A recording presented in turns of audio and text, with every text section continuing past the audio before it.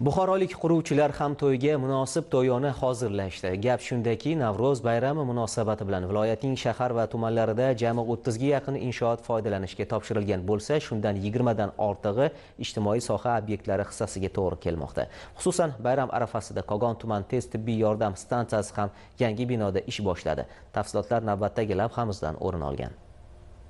Kogon tumanida sog'liqni saqlash tizimini yanada takomillashtirish, aholiga ko'rsatilayotgan tibbiy xizmatlar sifatini oshirish hamda tezkor tibbiy yordam tizimini zamonaviy talablar asosida rivojlantirish borasida izchil ishlar olib borilyapti. Ana shunday muhim loyihalardan biri Kogon tuman tez tibbiy yordam stansiyasining yangi zamonaviy binosi qurilib foydalanishga topshirilgani bo'ldi. Mazkur yangi inshoot tuman markazida barpo etilgan bo'lib, aholiga tez va sifatli tibbiy xizmat ko'rsatish imkoniyatlarini sezilarli darajada kengaytiradi. Xususan, ushbu stansiya orqali tumandagi qariyb 90 ming nafar aholiga tez tibbiy yordam ko'rsatish tizimi yanada samarali tashkil etiladi. Hozirgi sharoit bilan avvalgi sharoitimizni yer osmoncha farqi bor.